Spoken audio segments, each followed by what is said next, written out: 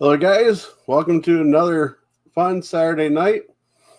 Sorry for being late, but that runs normal for me for some reason. Tonight, I was all ready to go, and wouldn't you believe it, the computer decided to do an update.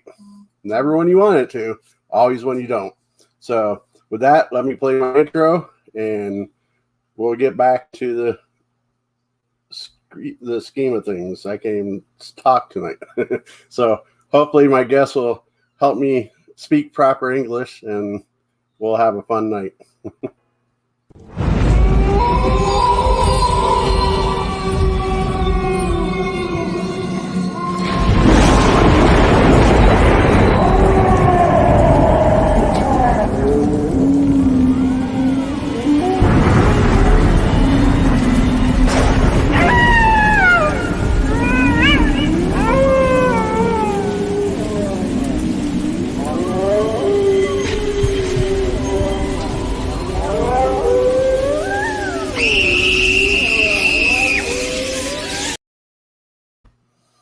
Well, that was fun, wasn't it? Let's hope that my internet connection stays at least this strong. I see it's kind of buffering. We've been having kind of bad weather here. So if I bump out, then hopefully who knows what will happen. Matt, nice to see that you're here. First one, like normal, most of the time. Matt, he's a paranormal consultant. He always... probably my number one supporter next to Lee and some of the other members of WASP. So I've got a feeling that I'm going to mispronounce, or not mispronounce, but say the wrong guess because it's been a day. Working all day, computer updates, you name it, it's been a day. So I believe this is Darlene and Glenn from Ontario Paranormal Society, York region, not town. And they're going to come on and kind of talk about what they do and maybe some of their past cases and what's coming up in the future with them. So without further ado, let's bring them on. Ladies first. Hello, Darlene. I don't know if it's my computer. It looks like my computer. Did I freeze there for a second? And then we'll bring Glenn.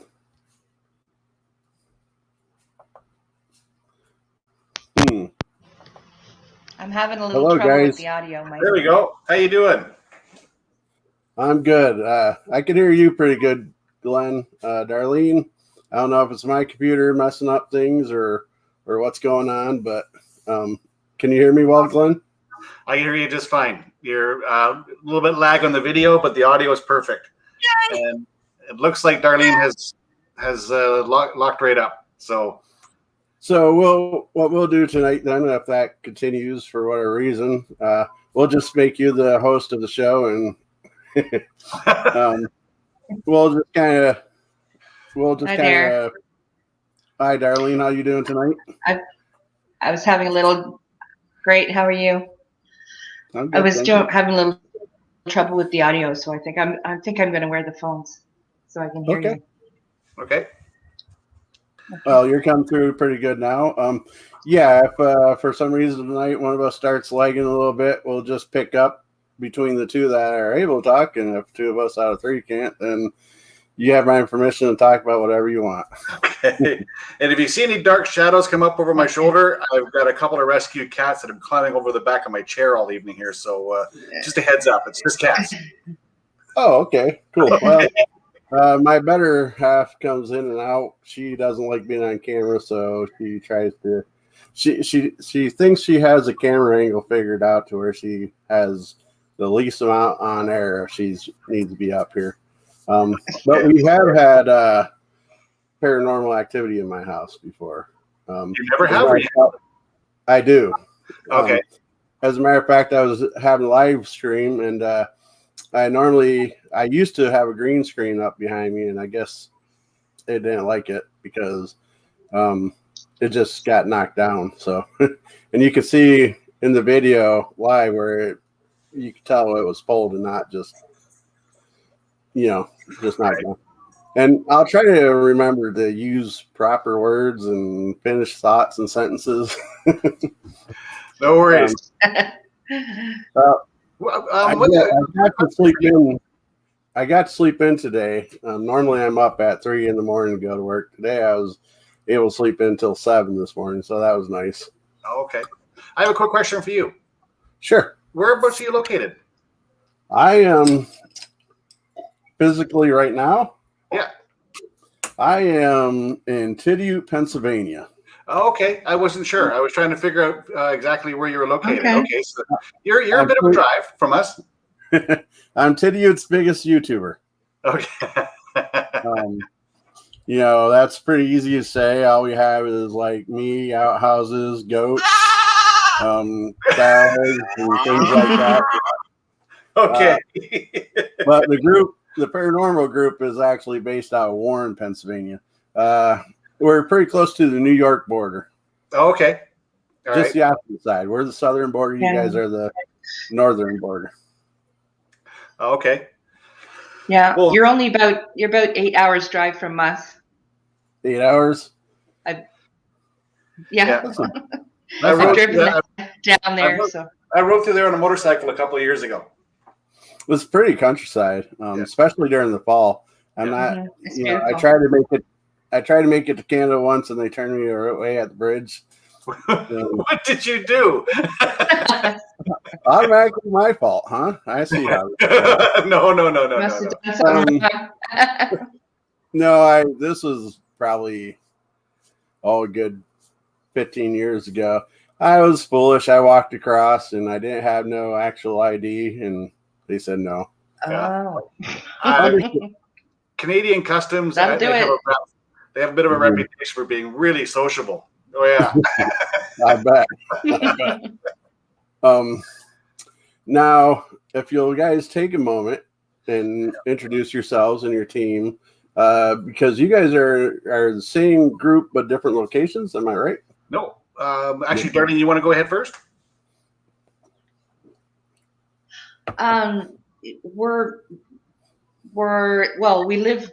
We don't live in the same house, Glenn and I. I'm in Newmarket. Glenn's in Keswick. We're just north of Toronto, maybe an hour north of Toronto. And there are 5 of us currently in the group. So in our team. So there's myself, Glenn, Jessica, Jennifer, and Justin.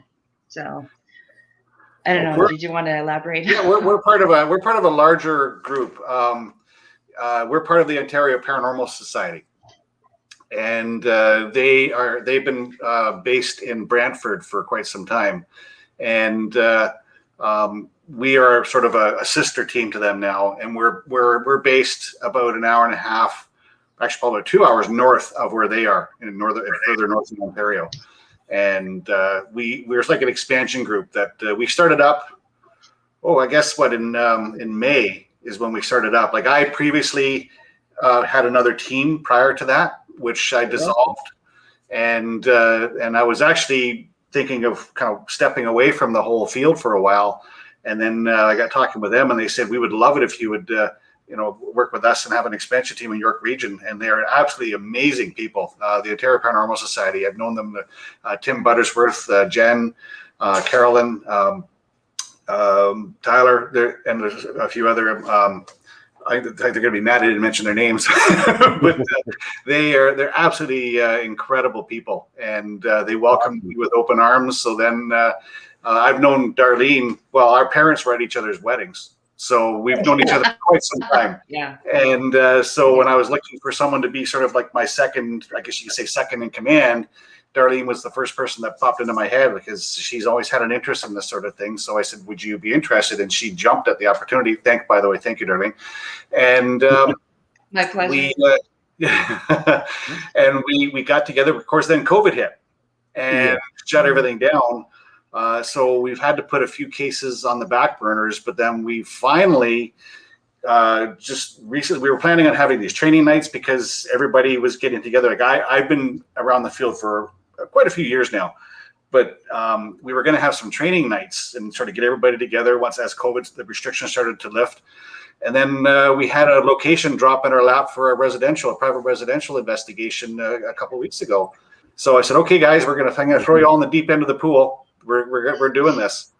And sometimes trial by fire is an excellent way to learn. I was so proud of everybody because everybody just stepped up and worked, and everybody just meshed into this fantastic team, and everybody just did an incredible job, except for Darlene, but I'll talk to her about that.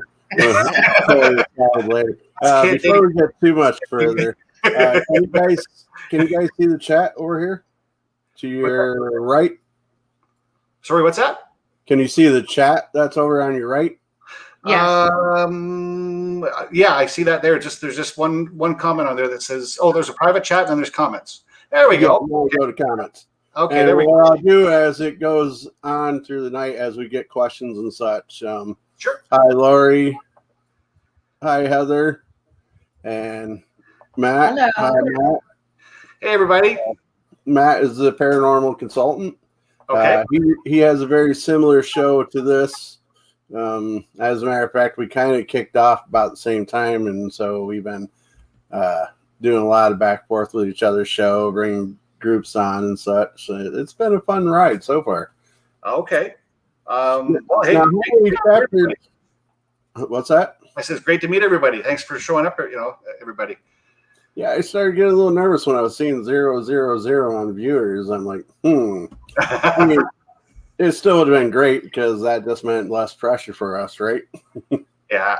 Well, yeah, it's great to see everybody. And yeah, that was just sort of a quick history of our team. Like we got together and everybody has just meshed and done incredibly well. And now I've got 2 more locations that I'm working on that I got to talk to you about this, Darlene, afterwards. But I got 2 more locations that are looking like we need to be doing a couple more investigations in the near future. So I'm just seeing what I could do with that. And here comes all the notifications. Sorry, I'm getting stuff coming at me too. How many chapters is there? He knows you. We're talking over each other. Go ahead, Glenn. Oh, sorry. Do you know there's a fellow by the name of James Andrew Worry? He's done your show before. Oh, James. Yeah. Okay. Yeah, that was just him messaging me because I told him I was going to be on your show tonight, and I know him. He threw the whole name out. It threw me off. I'm like, who? But yeah, he's been awesome. He tunes into most of our shows between mine and Matt's. As a matter of fact, when you guys are done, I'd plan on inviting you guys to a Facebook group where it's past guests and mines and Matt's shows, and it's a private group, and you guys will be able to network a little bit and meet more people through that. That works for me, sure. Good. Another nice thing we plan on using that group for is if there's ever a night where one of our guests can't make it or whatever, we could just throw a link in there real quick, and whoever shows up. No problem. We can ever help you out. No worries. No problem. Awesome. So how many chapters is there? How many separate groups within the entire Paranormal Society? Yes. There used to be 3, and I think one kind of just sort of dissolved on its own. So right now there's just the two groups, and I'm not sure how many members that Tim has in his. I think he's got 8 or 10 members in his. And they are all they're very seasoned. They've all been around there. I've actually done crossover investigations with them. When I had my previous team, I used to join up with the other group all the time to help, just to work with them. And that's how I started sort of my friendship with them. We've done a few investigations together. So they knew me and I knew them. So when I basically was out on my own, they said, okay, let's do it. And I said, well, let's do it for sure. So right. I can't. I'm always going on about them, but I can't see enough good things about that organization. And also it's sort of a good thing because we're covering the northern. Like Ontario is a very large province. Like it takes to drive from one end of Ontario to the other takes 2 days essentially. Oh, really? if they need, if I need help, like if our team needs help, they're going to be ready to jump in to help us, and vice versa. We can, sort of give them a backup as well. So it just gives us more resources to work with, having a much larger group. And it sounds like you guys network outside of your group too. Like you're saying, James. Definitely. Yeah, absolutely. Yeah. Depending on the team, like there's, we're very, I would say tech based. Okay. We don't go into a place and go like having feelings and intuition about things, and that's great. Mm-hmm. But also about the hard evidence, about getting some kind of hard evidence for that. And there's a couple of teams that I think like they're very nice people, but I would kind of say I'll keep my distance because you have your way of doing things and I have my way of doing things. I don't want the friction of saying, "Oh, I would never do that." So, save that for watching TV shows, right? Yeah. So I try to, like we're very evidence based and getting hard evidence. If we go into a place and we say, "Oh, we had a feeling about this and a feeling about that," and you go back to a client, that to me isn't evidence. That's his personal experience, and you can't really say, "Hey, there's something going on." I like to provide some kind of audio, video, something that shows them, yes, in fact, something's happening there. That's sort of where we're coming from with it. And you're kind of along the same lines, Darlene? Yeah, definitely. I mean, we don't want to do any guessing, Yeah. We want the hard evidence. Now, you guys don't feel that that's like a realm of reality, or is it just something you guys just don't do? Is that the... If we have a personal experience, we will share it with a client, but I'm not going to go into a client and say, absolutely, there's something going on here because of something that I felt. Okay. And I just don't think it's fair, right, because you have to provide them with some kind of proof. And that's a lot of times what people, all they want. I've had so many times over the years where people will say, I don't want a cleansing. I don't want a clearing. I just want to know that I'm not crazy. I want to know that what I've experienced is real and I'm not just imagining it. And something, right, just that verification to them, it just makes people feel better. They go, okay, whew, I'm not imagining, I'm not making this up in my head. I'm not the only one. Yeah. I'm not the only one. Exactly. Yeah, we've definitely seen that same relief. And we've also seen the other side of that coin where they're upset when we don't find something. Yeah. I think I did a little bit of I don't know if you saw that one or not. I did a bit of a write-up on a board recently, and it was essentially saying it's okay not to find anything in an investigation. Oh, yeah, I believe I did. I might have even commented. Yeah. And that's a big thing for me. Like it's okay not to have evidence. Like you just, to have been part of teams in the past where they'll go, we just got to show them something. We got to show them something. No, you don't. If you don't find anything, don't present it. Don't make something up. Don't, put in a recording of your own voice and say, oh, that's an EVP. No, it's not. Slow it down a little bit. Yeah, exactly. Like it's okay not to find anything. And I honestly have I have no problem going back to a client and saying, you know what, maybe we'll come back on another night, but as of right now, we didn't find anything, or disprove everything. Like I've done investigations where, oh my gosh, the noises we're getting, and I've went up and found like bird crap and feathers in their attic. Well, hey, It's going to have an effect on the environment, that's for sure. Yeah. So, I guess for me, it's all about disproving as much as you possibly can, and then the stuff that you can't disprove, then you go, aha, that's interesting.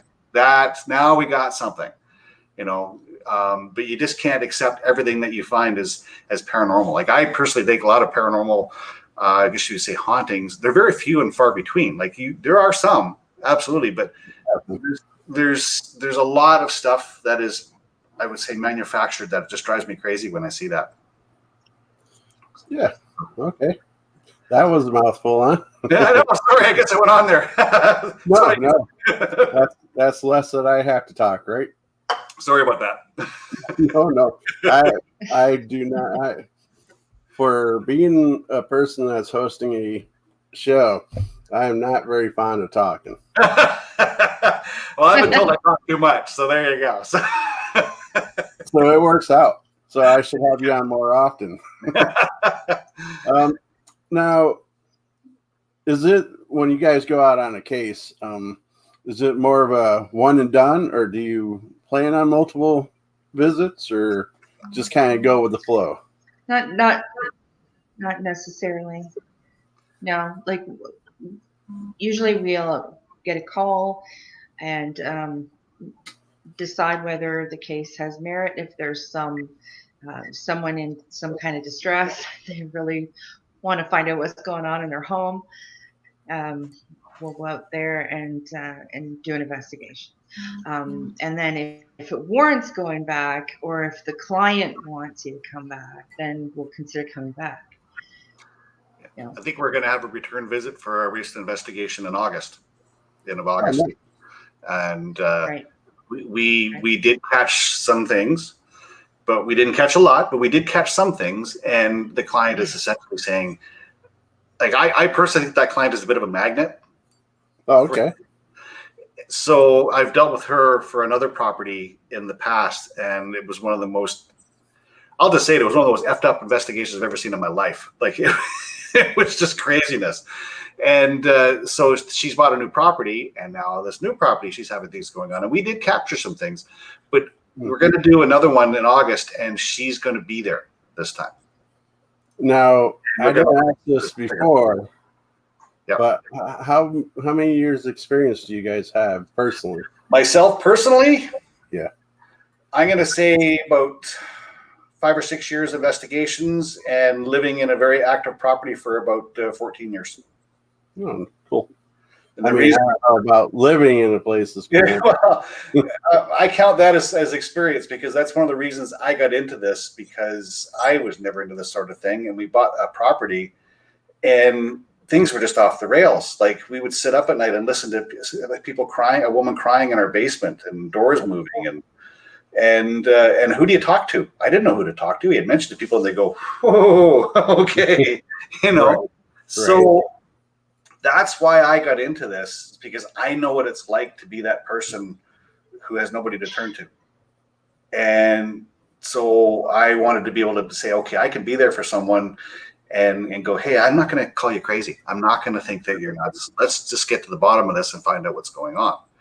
And that's so, I mean, we've been at this, like, I even had we had a TV show done on this house where I'm at. Yeah. And they did embellish. They did embellish a bit. For entertainment purposes, too. For entertainment purposes. But overall, the facts that they presented, which were only a fraction of what was actually happening, were accurate. Oh. I mean, so to the point of of doors being slammed and rocking chairs rocking and voices, and my wife getting pushed down a hall one time. You know, those incidents were all accurate. So,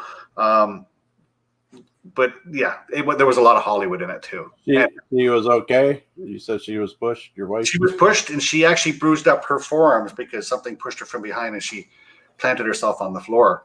And that's where we decided, okay, we really have to deal with this now. This is not good. And I remember I went to a medium, and I mean, because I didn't know who to turn to. And this medium, she was amazing. Like, I went into I just walked into her shop that she had, and she looked up and she went, "Hi, whoa, what's going on with your house?" That's what you really want to hear, right? And that's what I was like, yeah. So she says, come, let's talk. She didn't charge me any money. She just said, okay, you know what? She goes, it's a woman, and she's very interested in you, but she does not like your wife. Does that make sense? Well, yeah, kind of. Yeah. So James Andrew, how are you, sir? Darlene, if you'll be so kind to answer the same question. And hello, James. What was the question? Sorry. I mean, it's all good. How many years have you been doing this personally? I'm sorry, pardon? I'm having trouble with the audio. I'm sorry. How many years have you been doing this personally? Well, I just started I just started with Glenn in a few months ago. Okay. And previous to that, I've done house clearings and tarot card readings and a lot of that kind of thing. But kind of since I was about 15, I've been really deeply interested in all things unknown, right? And that's and the paranormal is right up there. As a teenager, I lived in a haunted house. I was convinced my house was haunted, and I've been deeply interested in all of that for so long now. Oh, fun. Well, once again, I And don't know about the haunted house, but so that's where I'm at. I'm just learning the tech. I'm more into the traditional divining, the Ouija board and the spirit board or the pendulum and things like that. Those are, dowsing the rod. old traditional kind of ways we used to talk to spirits. Now we've got all this gadgetry that we can use, which is really incredibly exciting. Are you having a hard time adjusting between the two, or? I don't think so. I'm doing okay. Glenn is just an amazing support. He is just been right alongside me from the beginning. Anything I need, any questions I have, I can just ask him, and that's amazing. It's been really great. So it's kind of a good mix, I think, between him and I, because I kind of come from a more spiritual side, and I have a more Christian path than he does. He's atheist. So this is a good balance between Definitely. him and I as well, because I think it gives us a broader perspective too. I believe in our group we have 3 or 4 different religious views, so I believe that multiple views is definitely a strong point as opposed to not so much. Definitely, right? Let's take a moment. Go ahead. Sorry, I was just going to say, if we were both skeptics and or both atheists, and it wouldn't be as rich of an experience, I think. Oh, I agree. I personally agree. Let's take a moment to say hello to Ron. Ron, how you doing, sir? I know you. Another fellow Canadian. It seems like lately our shows have been flooded with you guys. And Matt, he switched over from YouTube to Facebook. If you guys are not aware, we're broadcasting on Facebook, YouTube, and Twitter. And with your guys' permission, I'm going to put this audio on a podcast later, which will reply to Spotify, Google, and 2 or 3 other podcasting networks. So absolutely no problem. No problem. I like to spread out my social media. But yeah, okay. It seems like recently we've been talking to a lot of our northern neighbors. Well, it's been great. I'm kind of the same way. I've been talking to more and more people in the U.S. and also the UK. I've been talking to a lot of people in the UK now, and really? you get so many different ideas and perspectives and different ideas on how to do investigations. And I'm willing to try different things. I'm not set in my ways where I'm going to go nope, because I'm not an expert. Nobody's an expert. I just want to try new things. If it works, then hey, let's go with it. If it doesn't work, okay, well, lesson learned. Move on from that. I recently had someone say, why don't you use a plasma globe? Just set up a plasma globe in a room during an investigation, just to add a bit more of almost like an EMF pump. And I've never heard of those. It's just those, those little glass globes. You touch them, they got the sparks inside. You touch them, and the sparks follow your finger around on them. Okay, yeah. Looks like lightning. Yeah, there's little things like and So Lightning. Sorry, guys. no worries. I had someone say, I apparently there's a couple of teams in the UK that they just swear by them. So I'll try it. Like, I'm not going to rule it out. And has it helped? I don't know. It hasn't hurt. But I mean, you got to be careful because you put a K2 or an EMF meter near them, they'll go off the charts. So you got to. So, but I'm trying it, and if I get to the point where it's not helping, then all right, we tried it, But I'm always willing to try something new. Different types of microphones. We just introduced a parabolic microphone into our repertoire there recently, and can't wait. Well, you haven't used it yet. We used it, but the room that we used it in was kind of small, so it's really for a bigger area. So I'm really looking forward to. We're talking to our sister team about possibly doing an investigation of a sanitarium up near Picton in the fall. And that parabolic microphone will come in really handy for that. Oh, sure it will. Hello, Christy. Sorry, guys. No worries. I thought I seen something. Hello. You guys won't be able to see it, but I got a TV behind this laptop that I'm using, and I thought I seen some movement come across the dark screen. But that. On yours. Yeah. You've got a ghost. There's a couple here. I don't believe that's what's going on. Just lazy. Well, probably I got a couple of candles over here burning, and probably the light flicker to move just right. Looks like you got a ceiling fan going there too, do you? The what? You have a ceiling fan going? Because I can see it shimmering over your shoulder. I do. Yeah. Yeah. So yeah, that's what I'm saying. It's probably something I got my grandkids seen me light a candle before my shows, and they decided to go hog wild on buying me candles for my shows. just little rituals you do, to relax. Oh, definitely. And that's like Matt's mentioning on there about where did it go? It's on here somewhere about my here it is. I wear fedoras for my shows.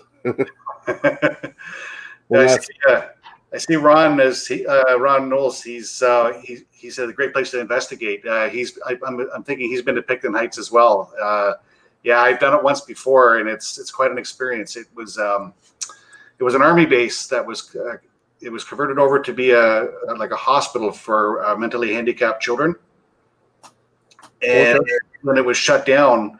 And it's so creepy to go through there because you still see children's drawings on the walls when you go through, and it's a very, very large, large complex, and so we're trying to organize a group there for the fall. Hopefully, fingers crossed, we can do it because I think it would be a great experience for my team. Is this the first bigger places you guys been to, or? I did that one a couple of years ago with another team. And no, but I've done other locations like through my previous team that were quite large as well. So, but like most of what we do is residential. Like it's not really going to like a place that tons of people have been to. It's more like somebody's calling, hey, can you help us out? And we'll go into the home with their permission, obviously, and help them out. I try to stick to that because I don't you got a large place where you get teams going in there all year long. That's not really an investigation to me. That's ghost hunting. That's it's not an investigation because so many people have been there. Some people like ghost hunting. I know, and that's right. But here's and this is just me. If there is such a thing as a trapped spirit, I don't want to be the one that's there poking it with a stick. Right. Exactly.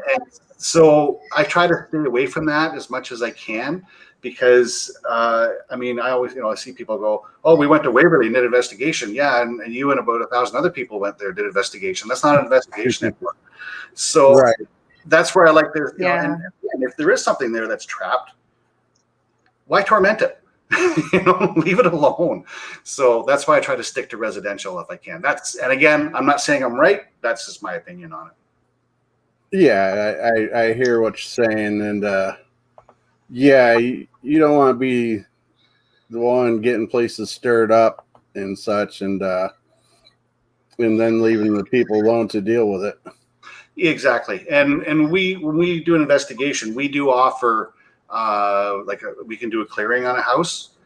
Personally, a lot of times a clearing is just more of the owner of the house just taking ownership, saying this is my home, you need to leave, and a lot of times that settles it right down.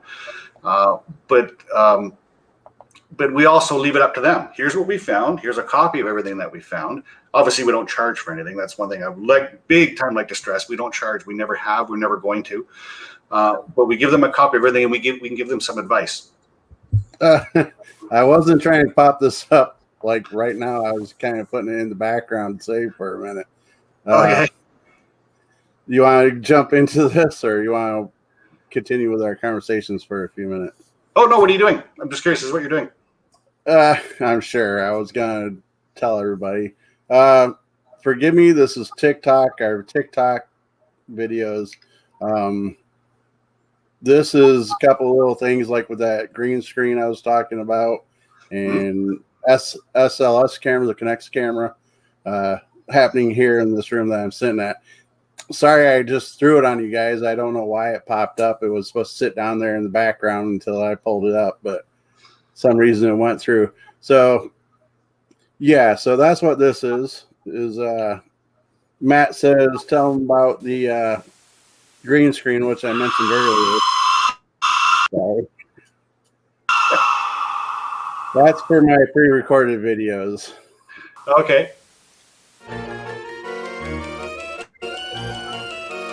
Yeah, I was kind of trying to see it set up, and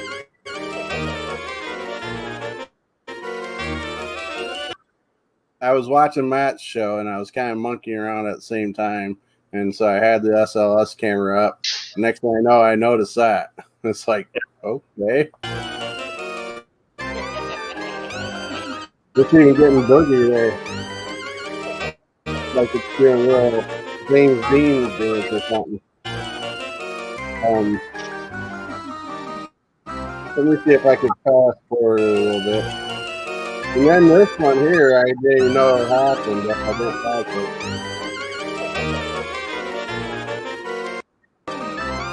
There's another one. Oh, that music. I should just pause that music. Yeah, keep entertained, right? I probably fast forward it but to my It's left interesting. there, It looks like he's trying to give you a shave or something. I needed it. Let's see. And this is Matt. And this is the green screen that I had behind me covering up my boxes and such.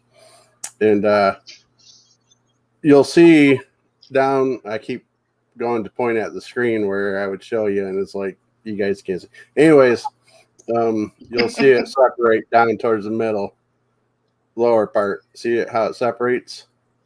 Oh, okay, yeah. Yeah. Now this is hanging from the ceiling. What do you think about that? Hey. I was like, did you see that? Did that just happen? So what, the screen just fell down from the ceiling? Well, yeah. I mean, it was kind of, to me, it was a little weird because of how it separates. Yeah. If I can find it again. See how it's separating there? Yep. Now, before that, I can remove it from the stream now.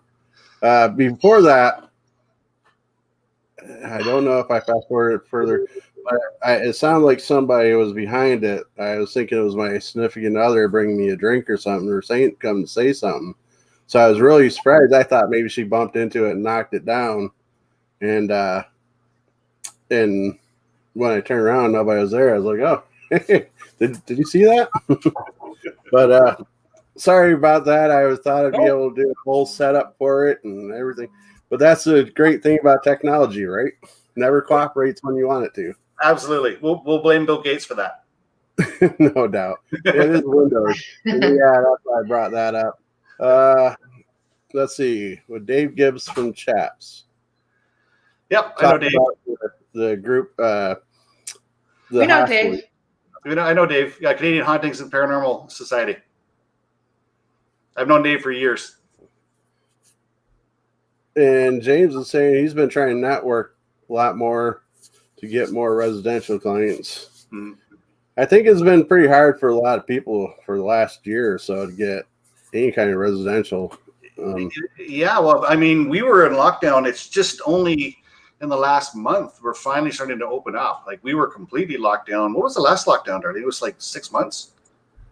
We were just completely locked down. It was from November till like a month ago. And now we're it feels like 2 weeks ago. Yeah. It was only like 2 weeks ago where they opened it up to more than 5 people visiting inside of a house. Wow. Yeah. It's been a little bit more lenient here in the state side. Mm-hmm. And I've noticed a lot more teams in the States have been able to do a lot more than what they were as far as getting into places. Yeah. Now, well, as the vaccine rollout's happening now too, like we've got a very high percentage of people that are vaccinated. So now we can start getting out and start mixing up with people. And I'm thinking really that's going to just pick up for us because there's been a lot of people sitting at home looking around going, I heard noises. So yeah. So you believe that? So you believe more people, that's pretty interesting now that you mentioned that. Yeah, that would make sense. They're home more to notice such things. Exactly. Or people are home for like 10 hours at most. Yeah, I've had so many people who I know just send me messages going, so if you heard a noise like this, what do you think that is? And I'll go, well, you want me to bring my team? Well, not yet, but what do you think that is? You know, we're just sitting home. So yeah, I think you're going to see a real uptick in residential investigations because like people are now, they're just home, they're looking around, they're listening, and also they want visitors.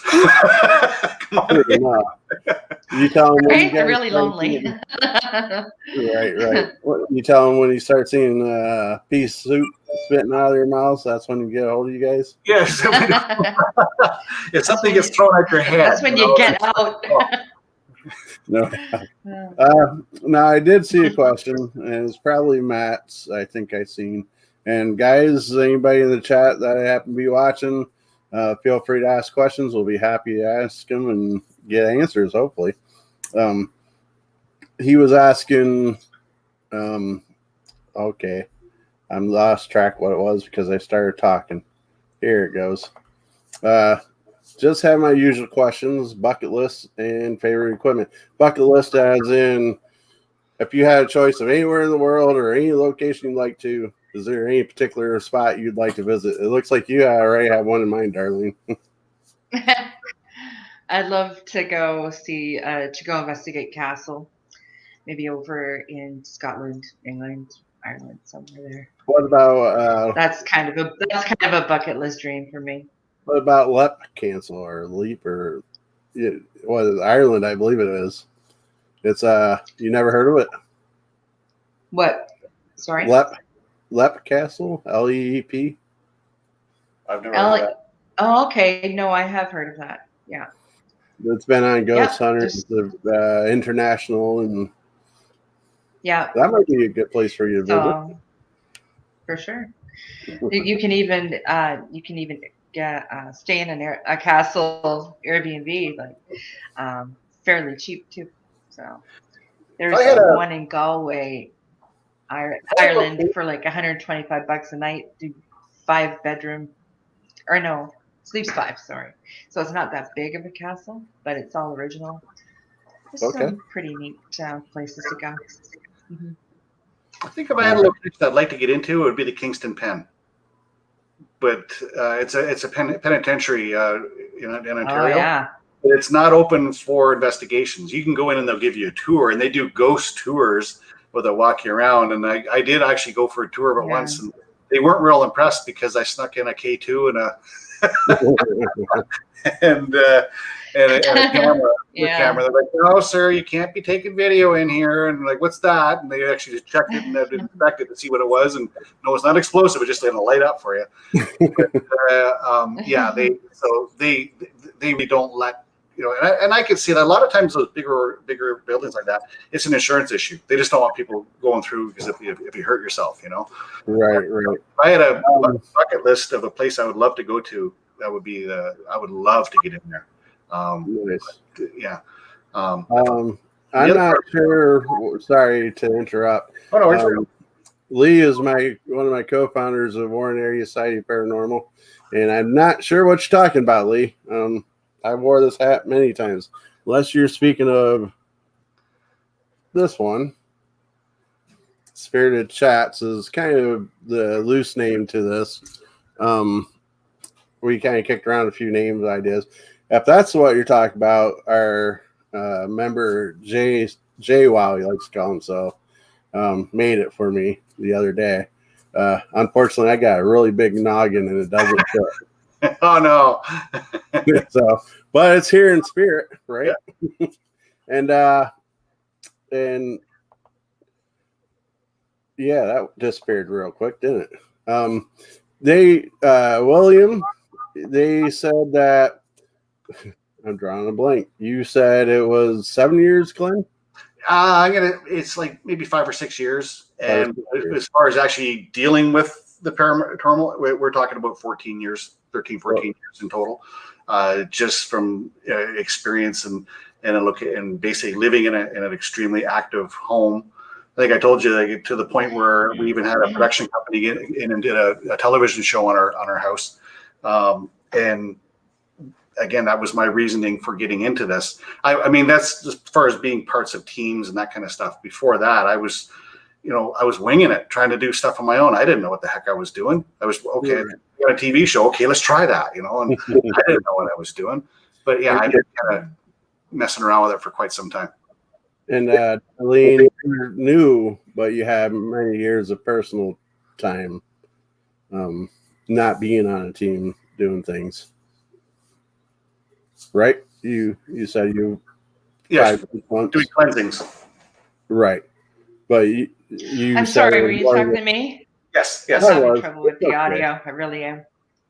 Sorry about that. Just pretty much said that you've been doing, as far as teams, you've been doing about 5-6 months, but you mentioned that you did traditional stuff beforehand for several years. That's right. I have a lot of experience with the Ouija, with the spirit board, and different divining tools, tarot and oracle cards and those kinds of things. And I don't know how much I believe in them. I mean, I do and I don't. I think I would call myself a healthy skeptic. I'm looking for the proof. I'm always looking for that validation, that those answers. Really seeking that knowledge. And so, because I feel like, I think some people are just tormented by needing to know stuff, and I'm one of those people. I just really want to know, does this work? And so I try it. And does this work? So I try that. And I've had some success and mediocre success, and sometimes I've had really stirred things up. So I have had all of my own personal experiences, but like I say, this is kind of exciting being on a paranormal team now, because it's kind of the first time in history, right, that we have this kind of gadgetry or this technology that we can use. I mean, 100 years ago, we only heard ghost stories and we didn't know what to think. Now we're looking at video and going, what is that? I can't explain that. I think you'd be surprised outside of video. I think you'd be surprised how far paranormal equipment actually goes back. As in, it wouldn't really be electronic voice phenomenon, but like photographs and documentations like that, I think you'd be surprised how far, and not just you personally, but I'm saying just Oh no, I'm people. yeah. Well, I get that. I mean, I've done an awful lot of reading in the history of this whole field, and Nice. the active breakdown back to all the photography and the ectoplasm and all that, Right. and the flying So I just want to jump seance in tables and whatever. I want to jump in for a quick second here, Darlene. If you could have seen the Mhm. look on Darlene's face recently when she caught one of her very first clear EVPs, it was priceless. It was priceless. I believe you said you know that yourself. Because Go ahead. Go ahead. I'm sorry, I was going to say that, yeah, we were doing the investigation, and I just had a simple voice recorder, and I said, do you know you've passed away? And I could have sworn I heard audibly a voice in my ear, but I wasn't sure. Later on, a couple days later, after the investigation, after I got home, I'm sitting there with the earphones and I'm listening to my recording, and I hear myself say, do you know you've passed away? And I hear a very clear voice say yes. And the chills, like the goosebumps and the chills, because to me, that moment said it all. Not only are there really ghosts, we don't know what they are or why they're there, but there's something really there. And they can hear us. This is wild, Intelligent, isn't it? yeah, intelligent hauntings, I believe that's what it's called. Now, if you'll give me a second, I know this is going to be a silly question, but I'm going to ask it, and you kind of answered already, Darlene. Okay. Do you believe ghosts are real? And those that are home watching this with us and such, put in the comments if you believe in ghosts or not. I do now. Yes. You know, I've had lots of weird paranormal experiences in my life, but you always find a way to kind of explain it away, you know? Right. This time I couldn't explain that away. I'm going to throw in there, like, I am not sure. Okay. I've experienced things. I've heard things. I've had things thrown at me. Is it a ghost? Does anybody really know? So, I mean, we had an investigation a little while back there where I was scratched and something took a swipe at me. Just 2 scratches, not 3, 2. 2. My goodness for that. I did something stupid. We weren't getting a lot of responses. We weren't getting a lot of anything. So I made the comment of saying, I don't think you're here. Prove me wrong. And I jumped about a foot and I was like, what the hell was that? And right down my butt cheek was like 2 cat scratches. And people on my team are like, well, let's get a picture. And I said, well, you can take a picture. We're not putting this on our social media. That's not happening. What causes that? Is that a ghost? Once I get the answer, I'll be the first one to let you know when I get a real definite answer to it. But there's something happening. Why do I feel like you're the person that needs a signed autograph, that's notarized, and 5 witnesses saying that I am truly a ghost? I am that person, but I think that's what makes a team effective is when you have some people who are on this side of it, some people on the other side of it, and then you meet in the middle. Definitely. And I think that's a healthy attitude to have on a team. To have someone saying, "I'm hearing something," well, and have another person go, "Well, let's disprove that." And like I said earlier, if you find something that you can't disprove, then you go, "Okay, now that's something cool. I like that. That's interesting."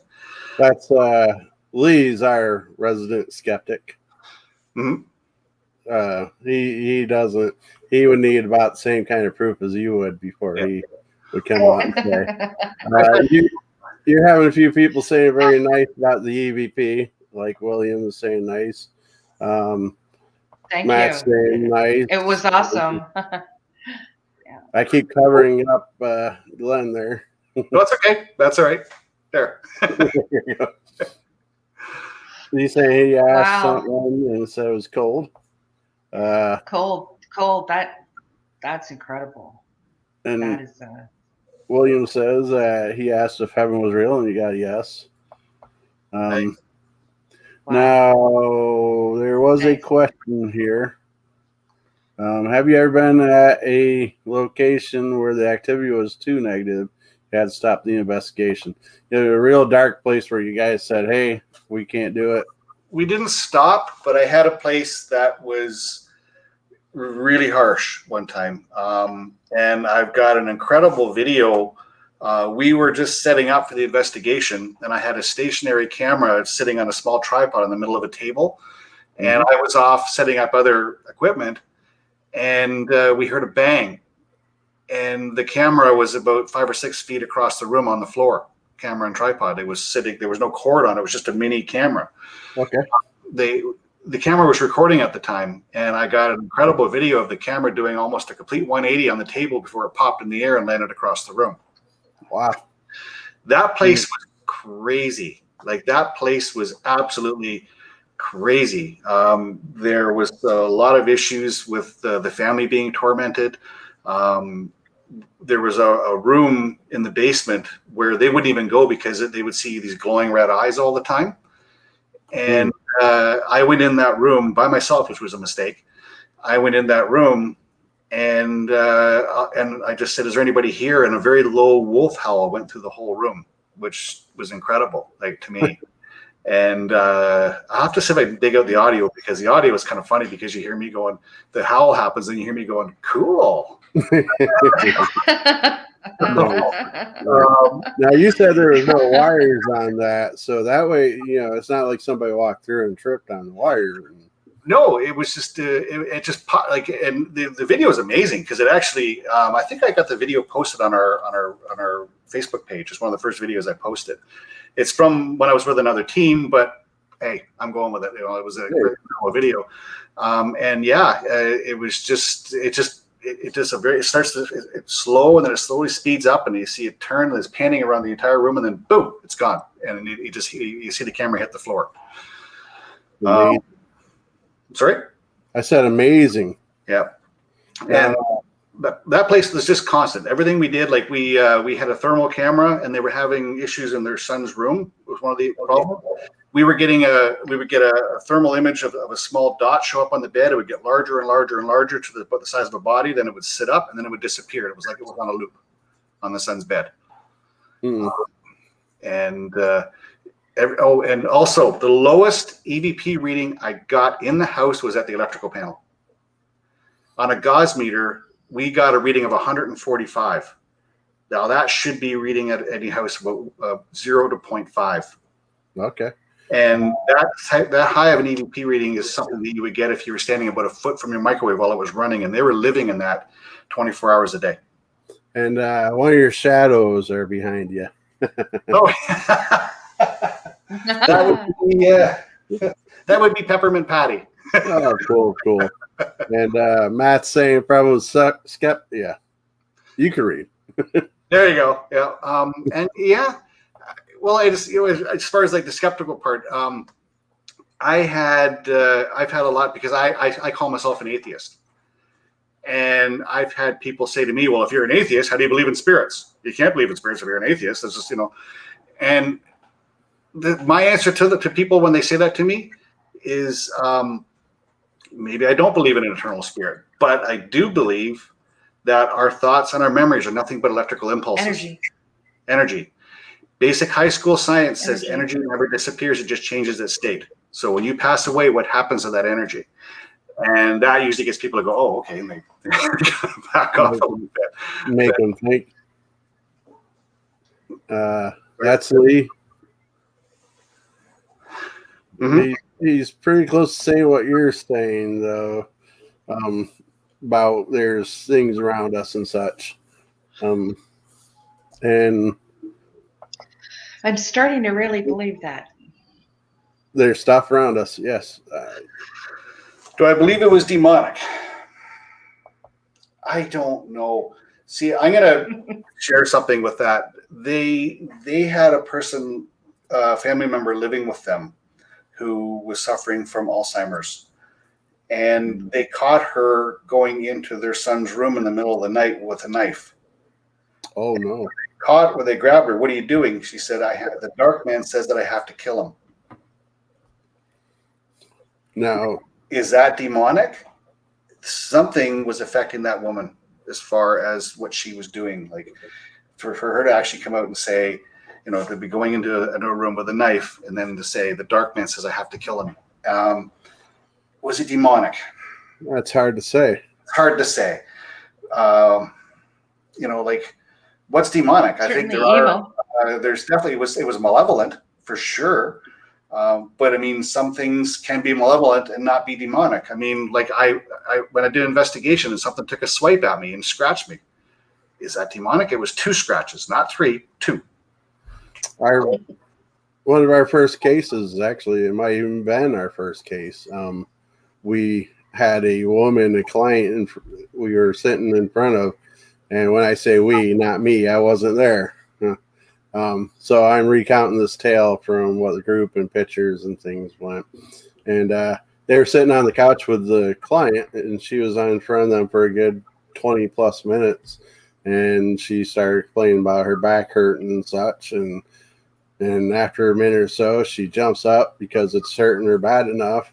And at that point, I guess it was mostly guys that were around her. And she jumps up, starts lifting up her shirt, and they stopped her because whoa, slow down, wait. And the ladies in the room, I guess, helped her, and you could see very faint scratches, which were 3 sets of 3. Oh wow. And in front of them, they just got deeper, darker, and welted up. Right. And that was like one of our first cases. And luckily for us, we have somebody who's very experienced, been all over the world. That's part of our group. And we got a hold of him pretty quickly, and he ran over and never had an issue in the house again. One thing that I noticed when I had that scratch is it went on for several hours afterwards, but it burnt and burnt and burnt and burnt. It just like a stinging burn. And then it subsided, but it went on for ages. Like I for the rest of the investigation, I was kind of holding on my side, going like my backside, going, "Holy cripes, what the hell?" And it really burned. And definitely let you know you're there. Yeah, and I've scratched myself before. It doesn't just sit there and burn like sizzle for hours on end. Oh, I scratched myself. It's over with. So that was something different. It was a different experience for me. Like, why would I mean, sorry. So what does your gut say that was? My gut says is that I provoked something that I shouldn't have by saying, prove me wrong. And that's one thing that was a mistake that I made, because one rule that we have as a team is be firm but respectful, but never provoke. Right. I broke the rule. I absolutely broke that rule when I did that. So do you think it was a spirit, or do you think it was I don't think it was demonic, or I think it was just a spirit, and it was basically, yeah, you want to know that I'm here? Here, I'm here. Scratch there. Well, like with our case, we are going back to one of the previous questions. We ended the case right then and there. We let the one member come in and do his blessings and such, and so we ended the case right away. I think that's wise. Yeah, we're there to help, not just to have a fun night of pictures and such. Yeah. Well, right. Safety first, too. Definitely. After I was scratched, we got a really interesting EVP because one of our team at the time said, "I'm sorry, did we scare you?" And we got a woman's voice that came back and said, "Not so much."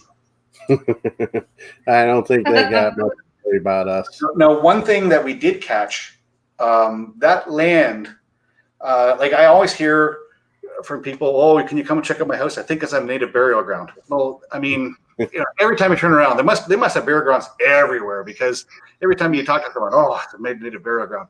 Demonic or Indian burial ground. Yeah, well, that land actually was part of a local native reserve that was sold off, and a bunch of housing was built there. Okay. We got an audio recording of a man's voice. We were finished saying, "Are you from here? Was this your land?"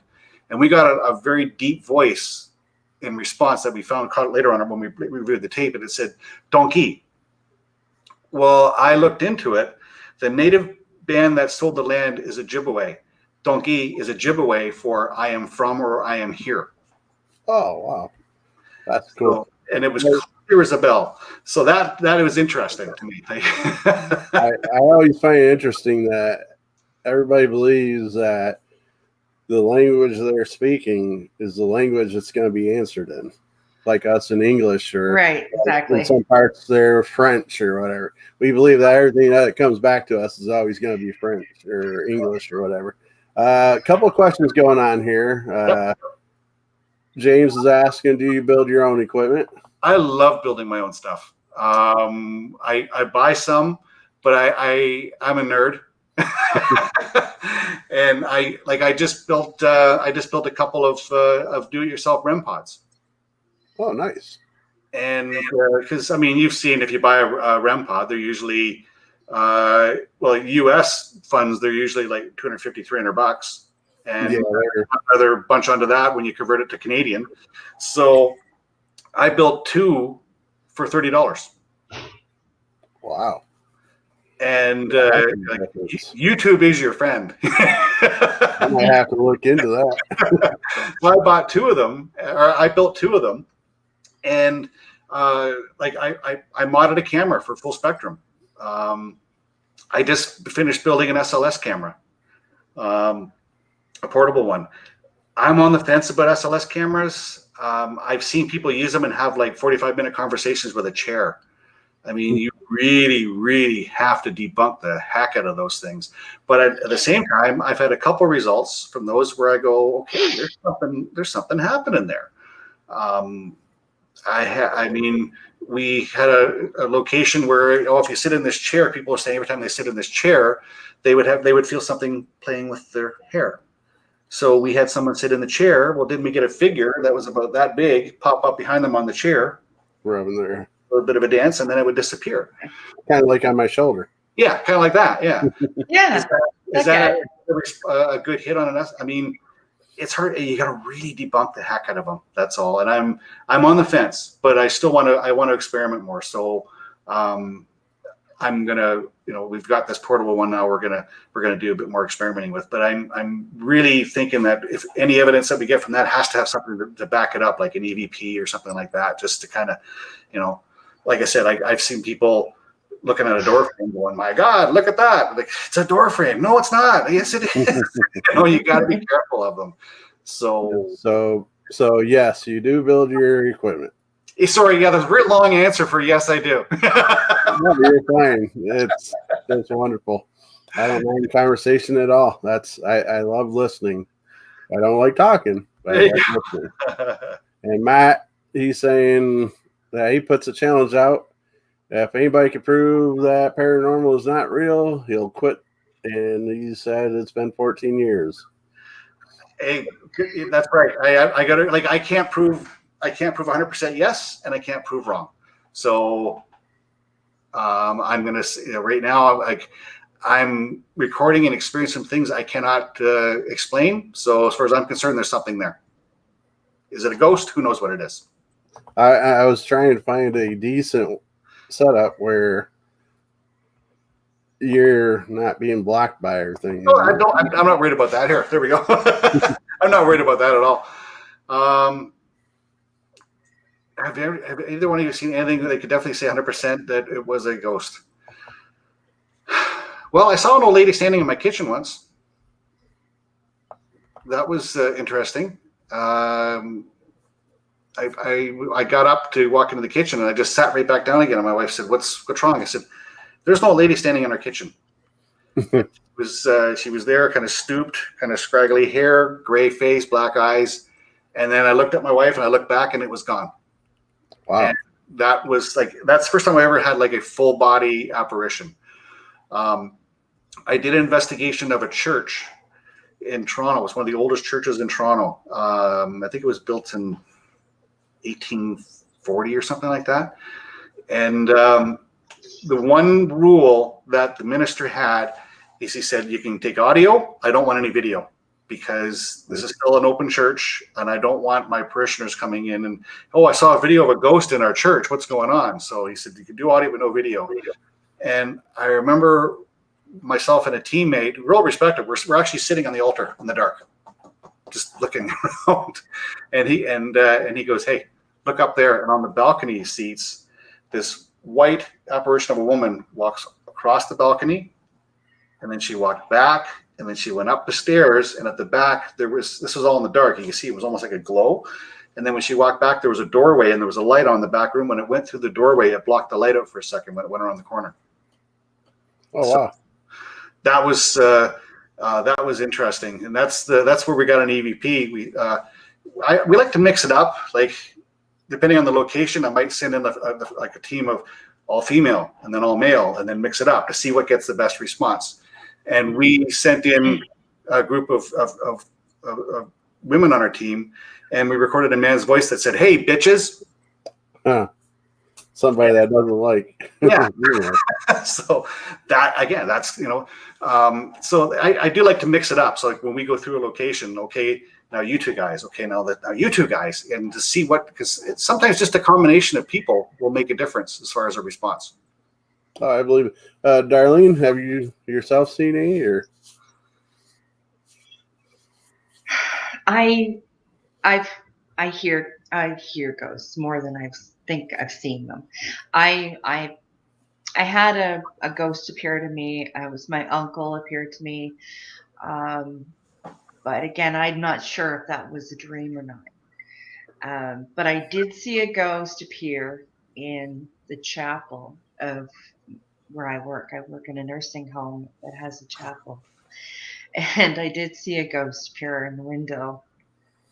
Really? There was, of course, your logical mind tries to make sense of it and think, well, was there somebody in there? But I was working the night shift and I know there was nobody there, so I know it was a ghost, but I don't. I get you. There's always that little bit of, well, was it really though? But I hear things more. See, more. Personally, I'm like a rock. I don't get sensations and all that unless it's extreme. Then, like somebody pouring a 100-gallon bucket over me, then I might pop But up. I don't get sensations either. I just saw a ghost standing in the chapel window looking at me. I was outside.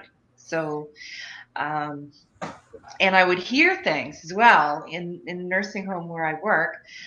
There was one staff member on one unit, another staff member on another unit, and me going between the two units. And in between the two units is a long hallway. And right in the middle is a cafe. And as you coming down the hall, you can hear people in the cafe. It's 3 o'clock in the morning, 2 o'clock in the morning, fully expecting to turn the corner and see people. Right. Turn the corner and there's no one. And it's dead silent. And that happened all the time. Yeah, see, I'd have to be putting equipment up. I wish I could put equipment up there because it's a very highly active place. But there's a lot of death there all the time. Yeah, that's the sad part of it. Heather, I'm glad you agree. It's been so long. I'm not sure what you're agreeing about, so I'm going to say you agree with the whole show. What do you agree with, Heather? Are you agreeing with me, Heather? There you go. She's agreeing with you. Lee is bringing up the time. I was actually there for this one myself. Guernsey Hollow is a small cemetery in a very unpopulated area of Frewsburg, New York. Very small Catholic cemetery. And we were going to do a night investigation there, but we decided that we should go there during the day and see if there's any big holes or anything, safety first. It was a nice sunny day in July, Sunday, and well, maybe it might have been Saturday, but either way, the weekend. And 2 cars pull up with all of us, and there was a woman and a man in the cemetery up, and the cemetery's up on a little hill, but you can see it from the road, and it just looked like regular folks, and they looked like they were in their Sunday finest, like they just got out of church and just visiting past family members or something. So we get out of the vehicles and we're like, hey, be careful where you're taking your pictures and such. Let's be respectful and do our best to let them do what they need to do. Well, there's only one exit. Well, there's 2 exits out of the place. One, we were going up the hill. There was no vehicles there. We didn't even think about that till later. But so we could see up into the cemetery, and it's surrounded by woods all around 3 sides except the main entrance in.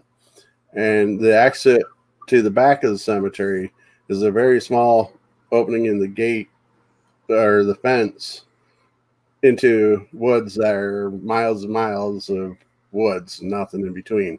Mm-hmm. So, when we get up into the cemetery, they weren't there. And this place is small. You can see side to side, front, back, and you could probably walk the whole cemetery in 400 feet.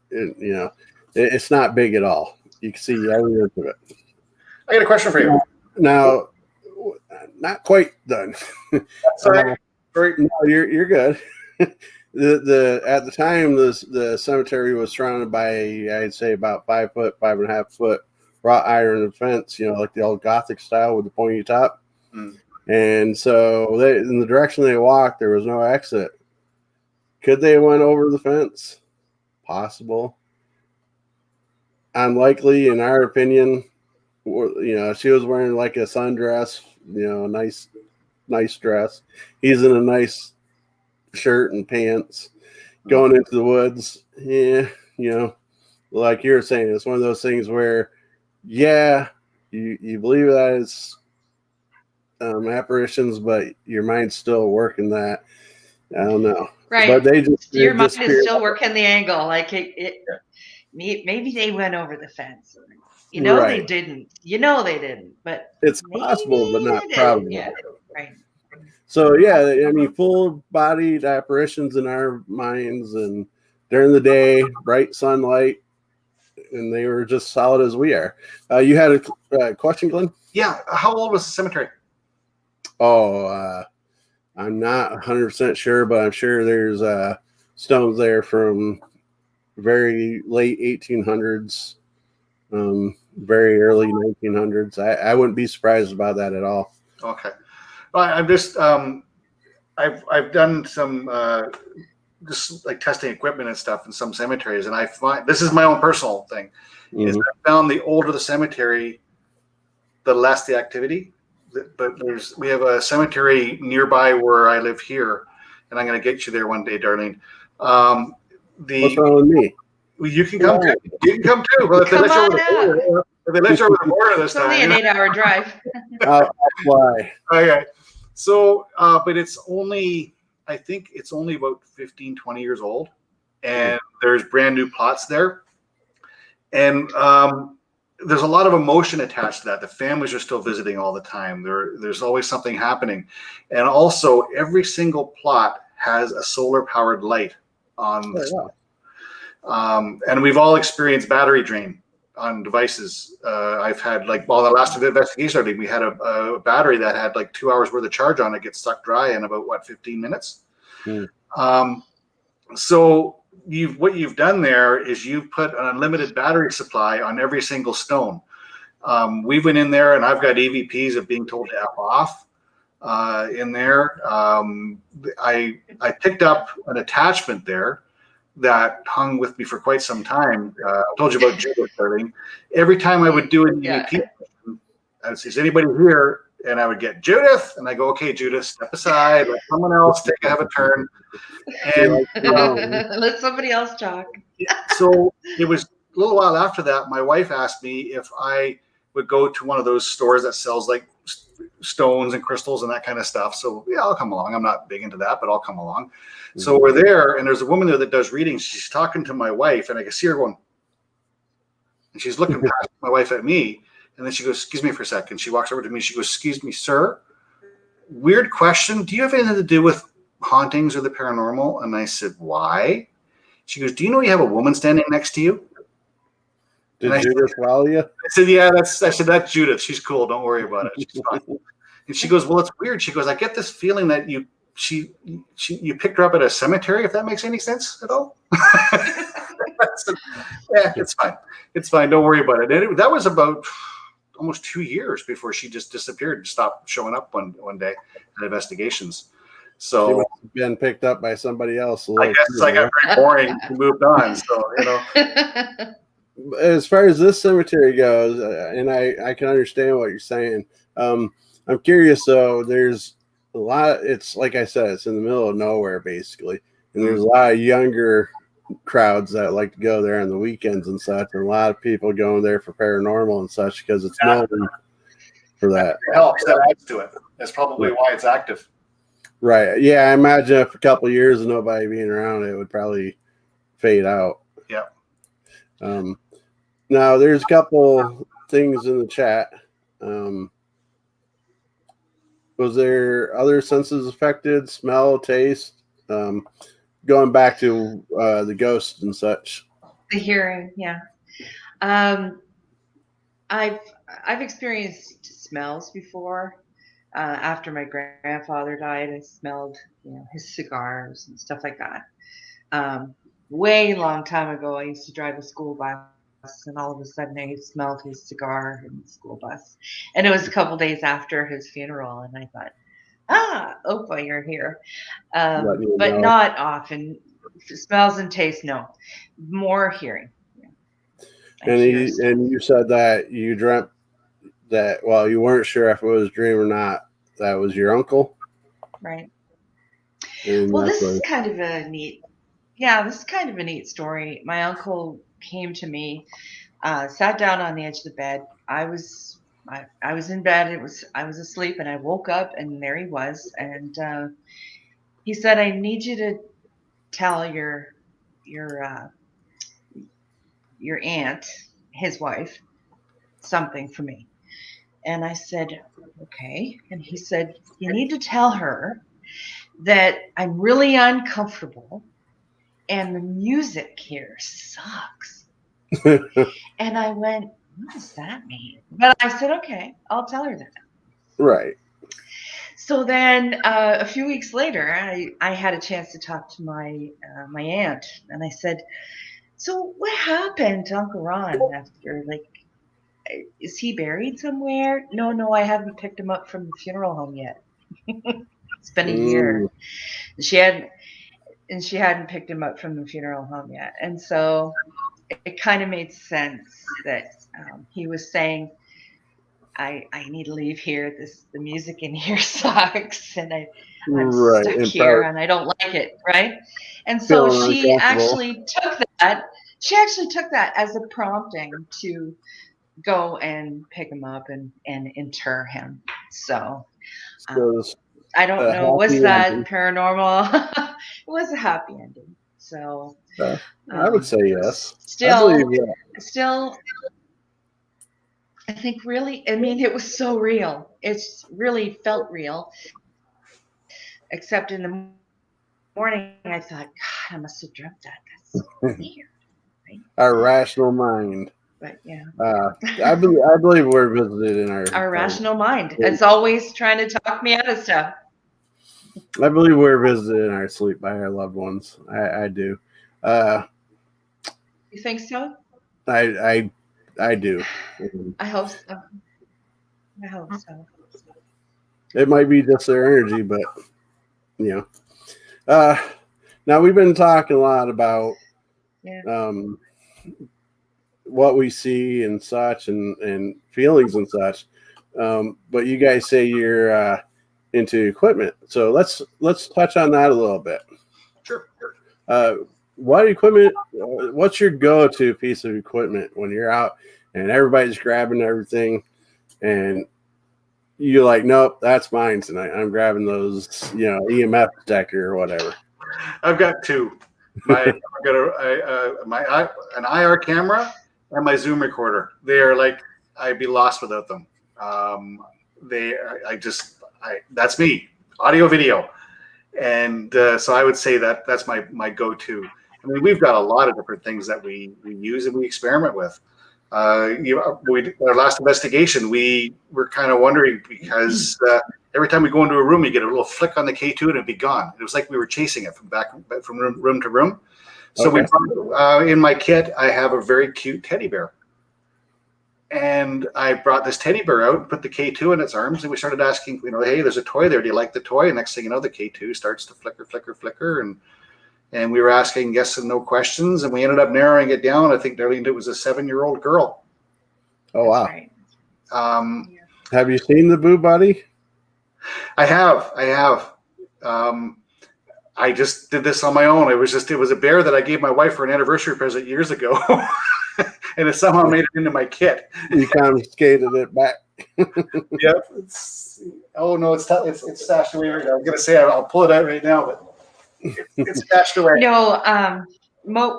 Glenn, we also use motion sensor cat toys. The little balls that roll away when you get close to it. Oh, those are we got those. Those are really interesting. They'll start to laugh. Because you put those in the middle of a room. Yeah. And sorry, go ahead. We got the cat balls, the little blinking ones. If you touch them, they flicker. See, now I love it when people use their minds to come up with new ways to interact. Because, things like that, in my opinion, is spirits and such are going to be less nervous about interacting with such things because they look normal. Whereas you're coming at it with flashing lights and K2 meters and ovuluses and things like that. They're like, whoa, what's that? Yeah, true. Ron, I don't know why you hate the Boo Buddy or the Boo Bear. I've used them. I have one. And what we do with ours is we will set it in a room with a meter or with a recorder and video and just treat it like its own little private investigator and just let it go. So, Ron, tell us why you don't like it. And if you guys don't mind me promoting a little bit more, take a moment if you guys are finding value in this video to click like and heart or whatever it is for the platform you're using. And if you're watching this live, type in live and let me know, who's the live gang or who's the replay gang. If you're here on replay, type in replay. I want to know who's my core fans and those that like to come up later. I'm the replay guy, personally. I hope it's okay after we're done. I'm going to share this up to our site as well. Nope, I'll need about 5 emails and, Okay. Oh, no. Domino's Pizza. Okay. We'll get a delivery set up. By all means, share away. Okay. You can do Facebook, YouTube, Twitter, whatever works for you guys. Okay. The nice thing is I'm using this software, as you guys know, is StreamYard. It lets me do all three in the one setup without having to log into each one and do all that kind of stuff. It's just here you are. Actually, this is the first I've actually heard of StreamYard, and it seems to be working fantastic. So that's great. Yeah, it's a wonderful platform. It's great. And really easy to use. It took me maybe 5 minutes to do it, and there's more that you could do. Like if I want to get fancy, I could throw on like find us on Facebook, Live with Wasp, all that fun stuff. Let's see, they got their logo, of course. Mine.